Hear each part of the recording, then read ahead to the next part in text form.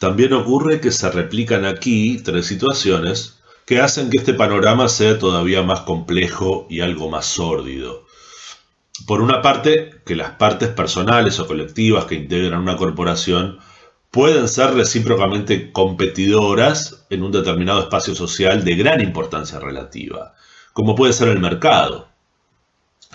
Todos los capitanes de la industria o todos los terratenientes, el uso de los masculinos no es precisamente casual aquí, pueden reunirse para hacer frente a una política estatal de aumento de impuestos a las ganancias. La quieren echar atrás, o de retenciones al flujo de capitales, o a cualquier otro aspecto en realidad que afecte al monto resultante de ganancia capitalista, porque afecta a su tasa de ganancia. Y la posibilidad de reproducción ampliada de capital, por usar las viejas categorías marxistas. Pero eso no significa que en el mercado no intenten eliminarse recíprocamente o ganarse recíprocamente cuotas de mercado o incluso aliarse para eliminar a un tercero. Y no implica tampoco que diferentes facciones del capital, industrial, agrario, financiero, no propongan diferentes modelos de gestión, incluso sin contar con que a veces se presentan bajo el amparo de las sugerencias de otro Estado nacional. Quiero decir, muchas veces se dan enfrentamientos entre el capital local y el capital extranjero. Se da en el terreno de lo productivo, se da en el terreno de lo financiero. Y entonces, por ejemplo, que la clase capitalista como tal tenga frente al Estado ciertos intereses comunes, que no se socialicen los resultados del trabajo colectivo, sino que se siga permitiendo la apropiación particular del mismo, y bueno, que la distribución sea a través de esa tensión ganancia-salario de manera predominante, pero en otros terrenos pueden estar perfectamente enfrentados y, por ejemplo, capital orientado a la exportación puede hacer su propio lobby, grupo de interés y sus propias acciones corporativas transversales en contra del capital orientado a la producción vinculada al mercado interno. Esto es absolutamente frecuente. Vale decir que las acciones corporativas transversales presenten varias capas de interlocución con el Estado, pero también varias capas de resistencia a otros reclamos que puedan estar presentándose. O incluso cuando una persona se encuentra en la necesidad de defender un reclamo todavía menor, mucho más bajito, la comprensión de los debates y peleas más grandes de los tiburones del estanque, la comprensión de este hecho es importante para evaluar las propias estrategias. No es lo mismo desarrollar una lucha con poca capacidad de acción, con poco poder por los derechos humanos en un Estado que tiene sus estructuras económicas, me refiero a los grandes poseedores de capital peleando entre sí, estabilizadas de alguna manera, pensando por ejemplo en situaciones como lo que fue en su momento el Estado de Bienestar Europeo, que en circunstancias de crisis más amplia, tanto económica como social, lo cual por cierto es la norma y no la excepción en Latinoamérica. Lógicamente también en esto influye que las sugerencias de otro Estado nacional, la injerencia extranjera o de grandes corporaciones transnacionales en estados o en sociedades con estados dependientes, periféricos, subordinados, subdesarrollados, cualquiera de las viejas categorías para entender las relaciones internacionales como jerarquías de poder sirven para comprender la situación.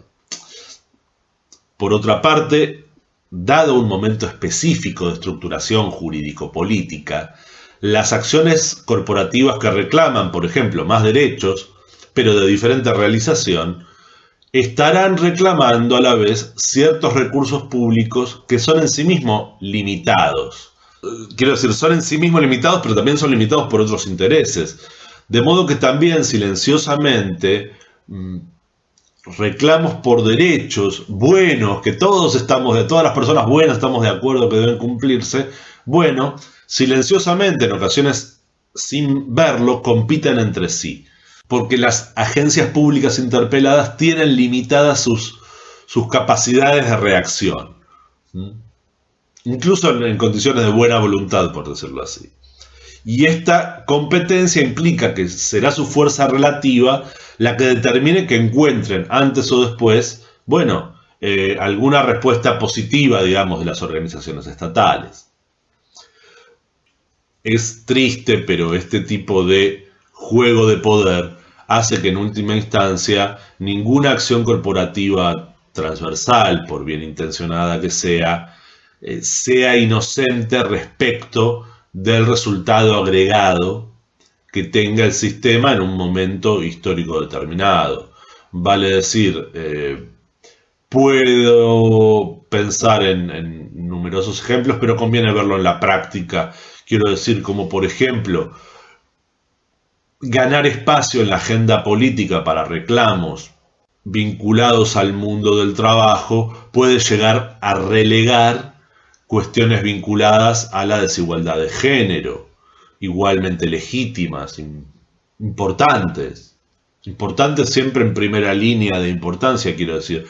Y el éxito eventual, ¿sí? Por su constancia, por ganar nivel de organización, por ganar espacios incluso primero en el sentido común y luego en la agenda política, a su vez puede hacer que reclamos vinculados a cuestiones de género ocupen espacios que relegan reclamos, no sé, de luchas étnicas, de derechos perdidos por, no sé, poblaciones originarias. Pueden pasar una enorme cantidad de combinaciones. Pero bueno, simplemente tener en cuenta esta otra forma de complicar el panorama. La tercera situación complicada es que el Estado tampoco es un sistema perfectamente integrado, homogéneo y capaz de dar respuestas automáticas, ni mucho menos eficientes. Hasta los canales formales legítimos, bien delimitados y que procesan situaciones habituales, compiten entre sí por los recursos, un ministerio con otro, una agencia del Estado con otra, organizaciones complejas, el aparato de salud, el aparato de justicia, el aparato educativo, compiten entre sí. Quiero decir, compiten entre sí por los recursos y son en muchas ocasiones además ineficaces con indiferencia a esta competencia. Y como cada uno de estos espacios, decía, ministerios, jurisdicciones, organizaciones, recibe diferentes reclamos transversales, porque los reclamos se orientan a donde pueden del aparato del Estado. No todos van a reclamar a la presidencia de la nación, o a la jefatura de gabinete, o al primer ministro, o primera ministra. No, se reclama donde se puede, ¿sí? Donde se puede por la posición de poder. No es aleatorio. Bueno, como cada uno de estos espacios públicos recibe diferentes reclamos transversales, su capacidad de respuesta estará también determinada por su posición en un determinado momento. En ocasiones no sirve un reclamo porque apunta o consigue presionar a un nivel demasiado bajo de la estructura. Y bueno, hay que ganar más poder político y más representatividad social y replantear la estrategia para poder atacar la cuestión en un punto diferente, más alto, más influyente, más decisivo de la estructura jurídico-política. Lógicamente, en esta instancia el debate político interno, externo, recíproco, tiene mucha importancia y es donde entra a tener un papel relevante el discurso que puede sostenerse respecto de un interés o una serie de intereses particulares de cara, ya digo, al menos a instalarse en la agenda política como cuestión de interés. Es por eso que a veces los reclamos que poseen menos poder relativo, y es un síntoma de que tienen menos poder relativo, parecen alternarse por lo menos en el foco de lo público, de la agenda, por lo menos de la agenda social, sino de la agenda política, porque hay algunos que quedan permanentemente relegados, permanentemente afuera.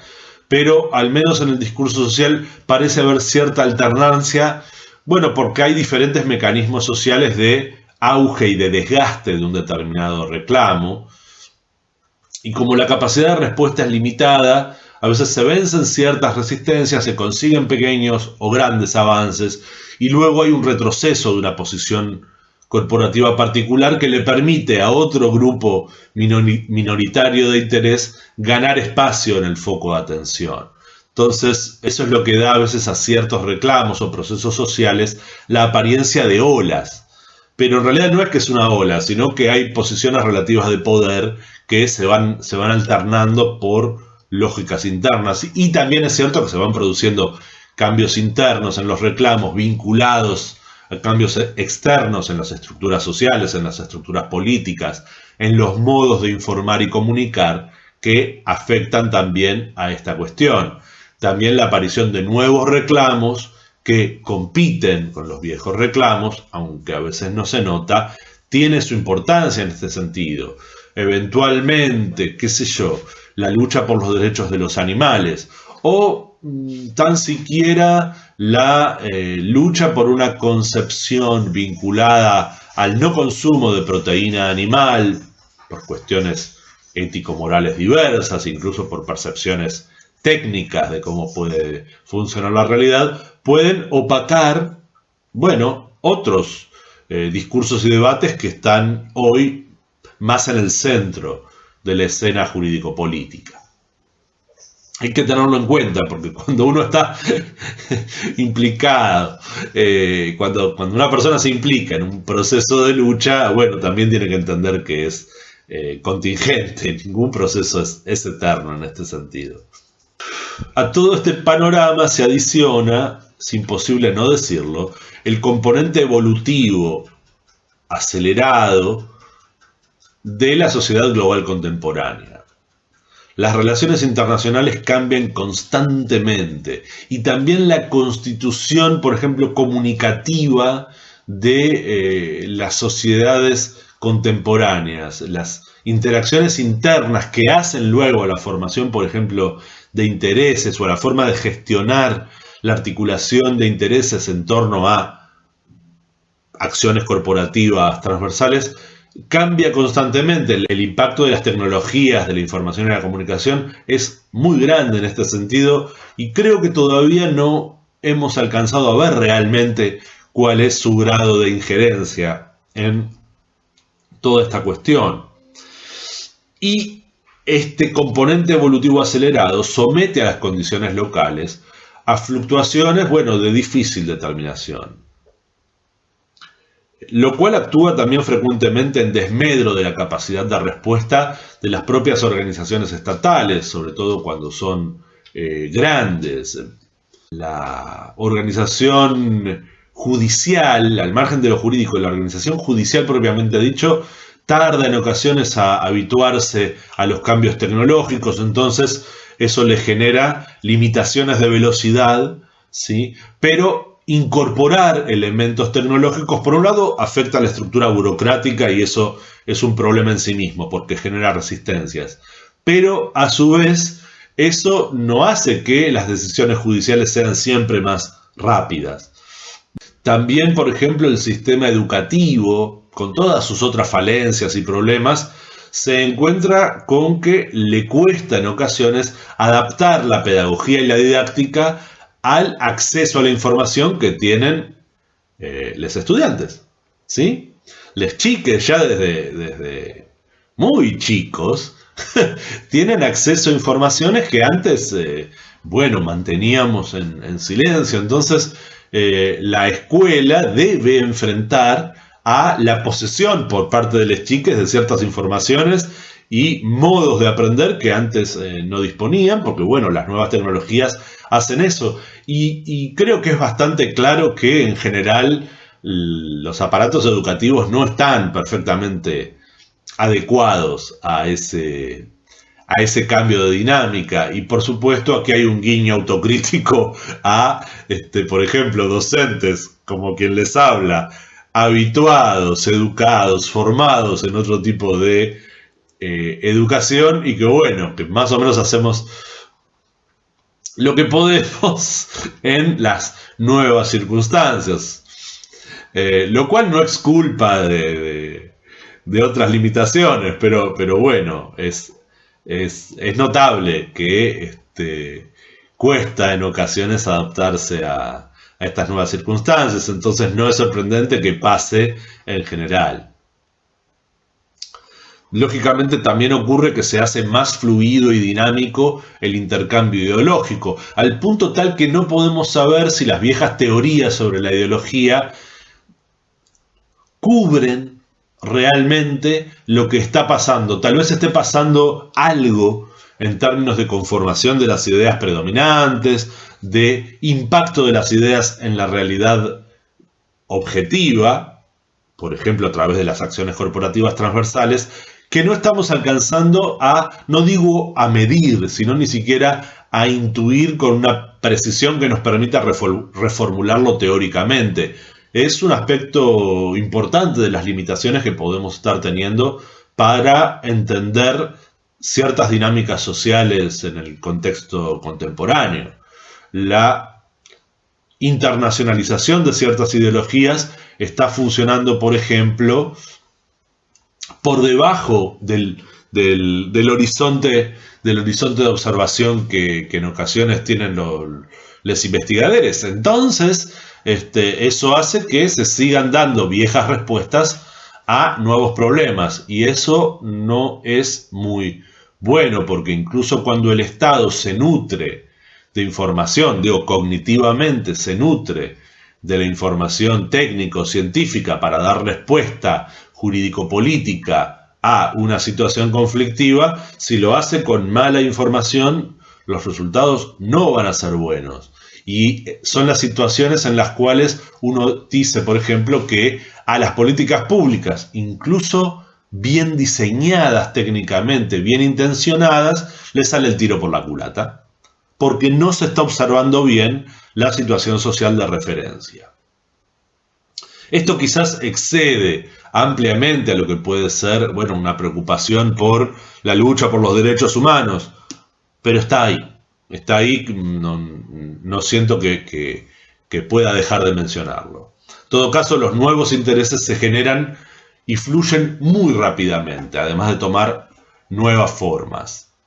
Y algunos de estos intereses o de formas de perseguir resultados, hay que decirlo, operan en los márgenes del sistema estatal, de tal manera que ese sustrato político que daba entidad fáctica al discurso de los derechos humanos también se debilita en este aspecto. El propio Estado puede eventualmente perder fuerza en este aspecto, y no por las condiciones que preveía, por ejemplo, el marxismo original, sino porque el viejo topo de la historia que corroe los cimientos de la vieja sociedad toma nuevas formas. Es decir, eso es otro animalito, no sé si es un topo, pero es otro tipo de animalito que está por ahí abajo corroyendo los cimientos de la capacidad estatal de gestión de problemas sociales.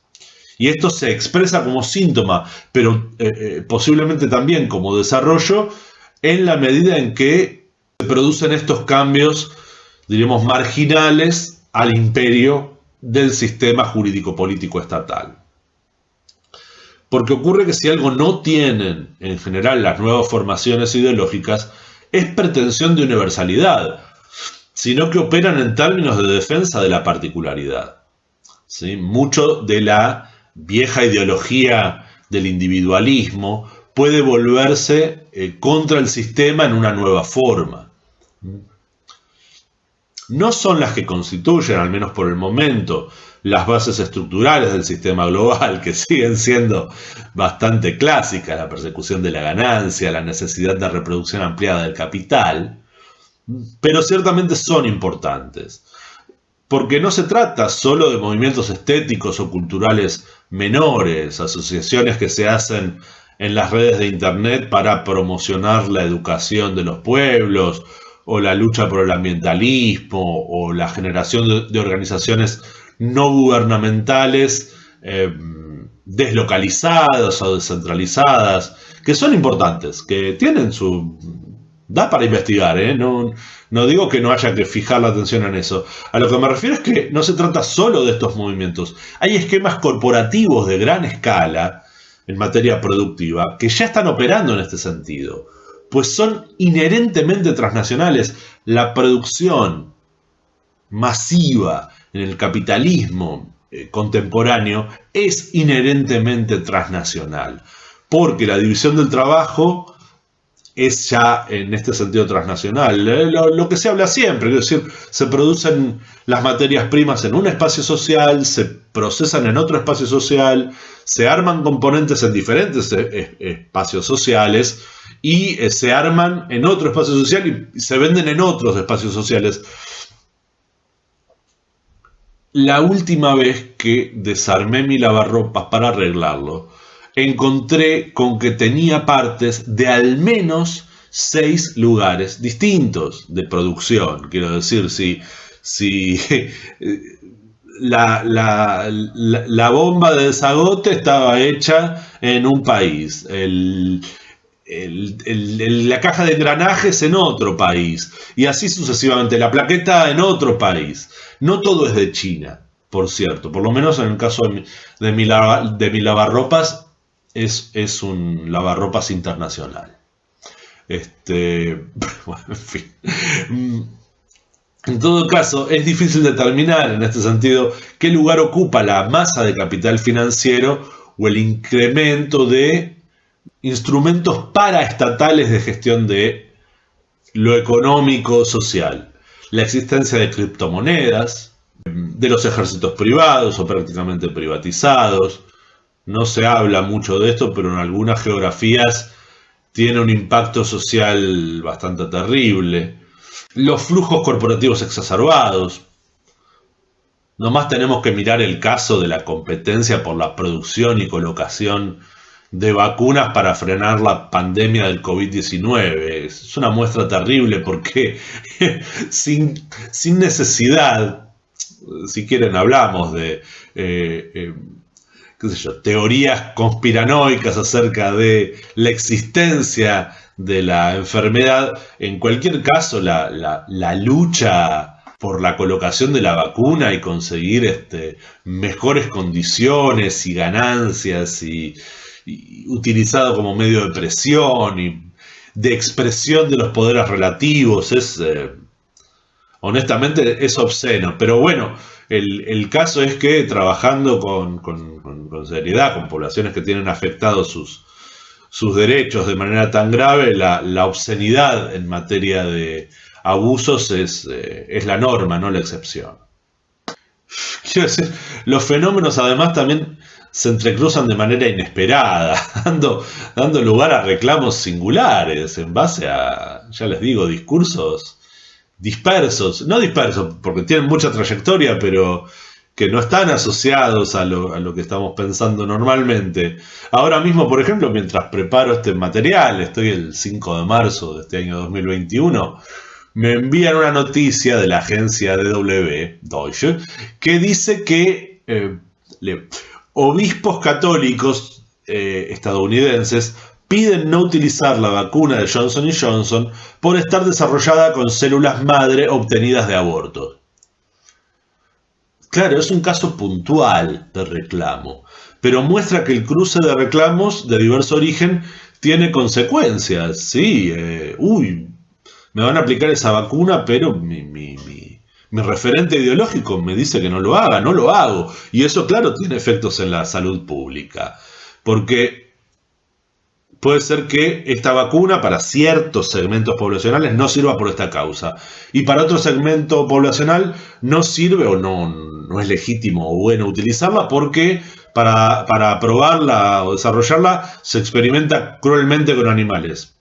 Y sí, yo calculo que se prueba con animales y si le estoy poniendo un bicho que es potencialmente letal, le estoy causando un daño al animalito, ¿no? Hay poca duda al respecto, pero tal vez sean los medios de investigación disponibles, no lo sé, no sé nada técnicamente al respecto, pero bueno, eh, normalmente estamos habituados a pensar en ese sentido, que algún roedor primero y algún mono después recibe las vacunas antes que nosotros. O si no es así, bajo consentimiento informado y firmando papelitos, se experimenta directamente con seres humanos.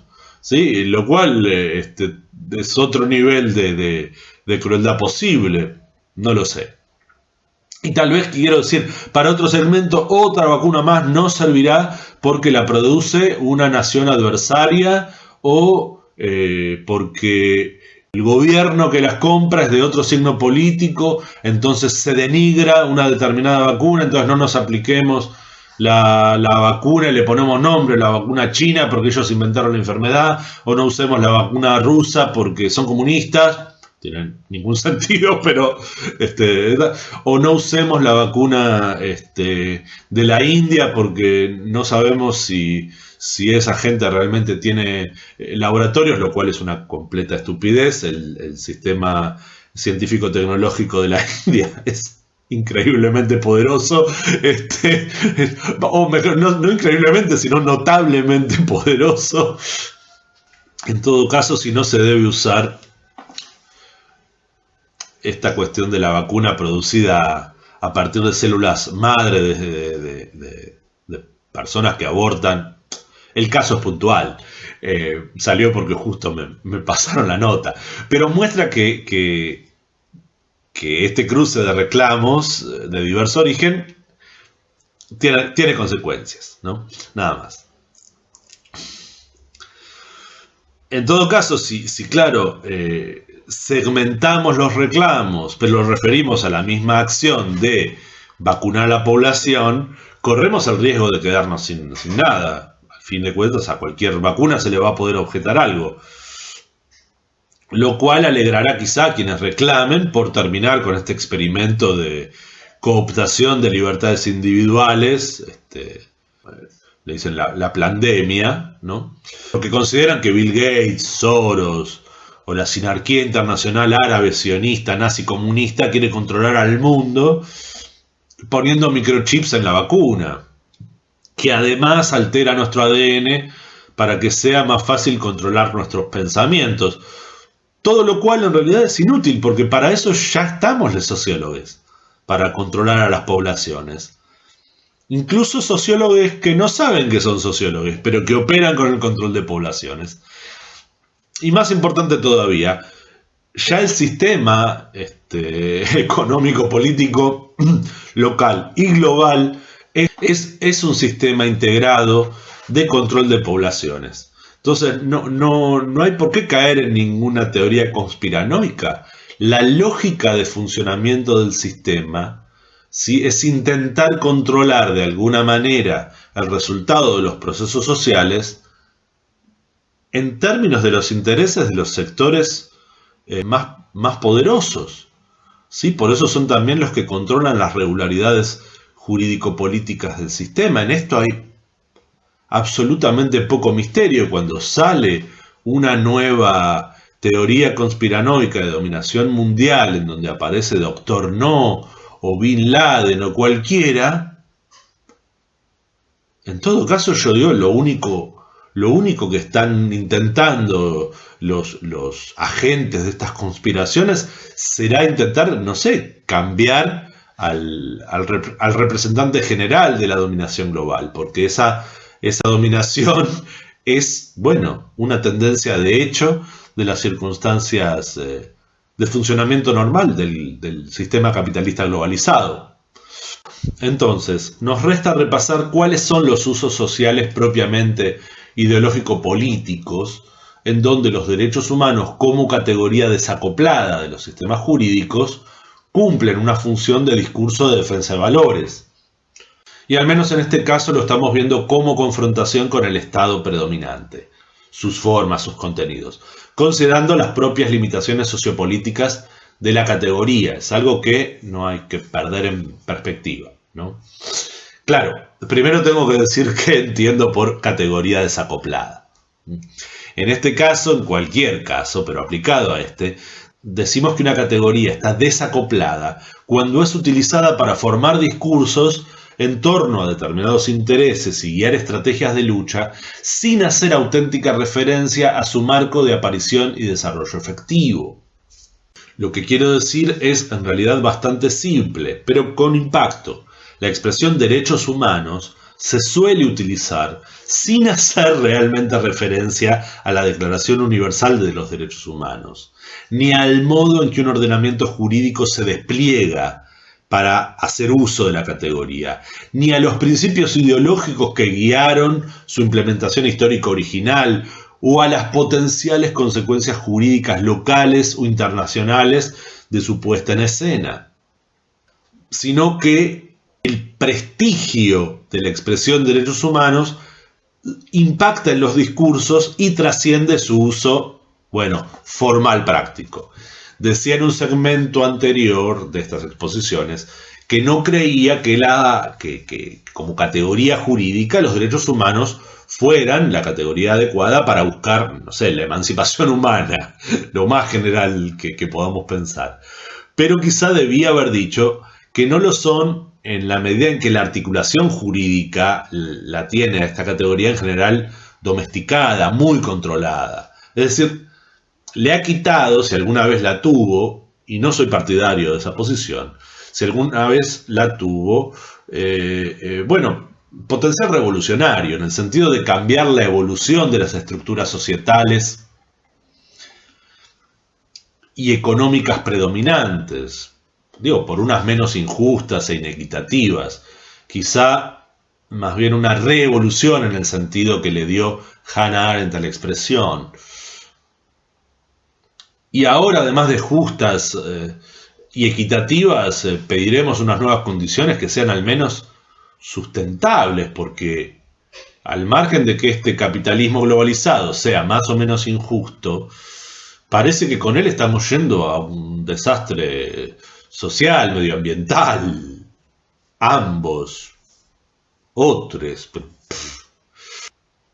Percibimos una lógica de insustentabilidad. Y al mismo tiempo buscamos a ver si algún asteroide nos pega y nos resuelve los problemas. Pero en el campo social cotidiano, el de las organizaciones populares, el de las luchas colectivas por superar situaciones diversas, de subordinación, de segregación, de abuso, es muy posible que en esos espacios la expresión de derechos humanos siga teniendo validez como principio articulador de discursos, aunque claro, a nosotros como analistas nos corresponde ver con mayor profundidad, con la mayor profundidad que nos sea posible, los verdaderos alcances y limitaciones de un fenómeno que es sin duda parte integrante y estratégica de la defensa de valores relevantes en el mundo contemporáneo. Muchas gracias por su atención a lo largo de todas estas presentaciones. Pido disculpas por las limitaciones de exposición que yo pueda tener.